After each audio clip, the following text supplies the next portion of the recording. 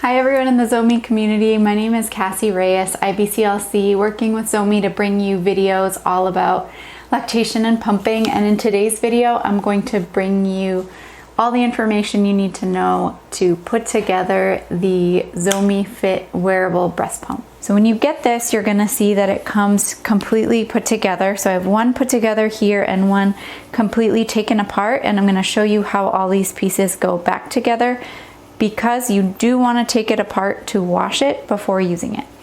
All right, so when we're putting it together, you're gonna start with this piece and you're gonna put the diaphragm on here.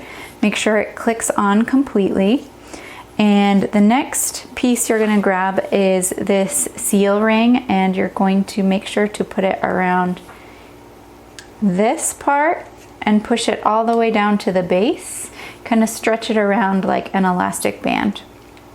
Next, you're going to take your duckbill, make sure that there is an opening in the duckbill to allow the milk to flow down into the collection container, and you're going to put the duckbill on horizontally, just like that, and make sure it pushes all the way down. The next piece that you're going to connect is the motor. So I'm going to take the motor, and you want to make sure that this opening is facing out.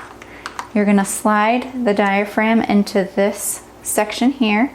And once it's in all the way, you're going to use a finger to push up here and make sure you hear it click into place. Right, so that's what it should look like.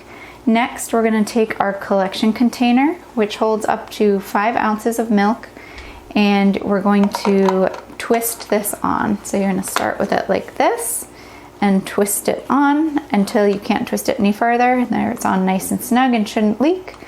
And then you're going to take your flange, put it on facing this way, push it in all the way in, and it should create a nice seal. And then if you do need to use an insert to make your flange size smaller, the pump does come with 17 mm and 21 mm inserts, so you would just insert that and then you would be good to go with your pumping.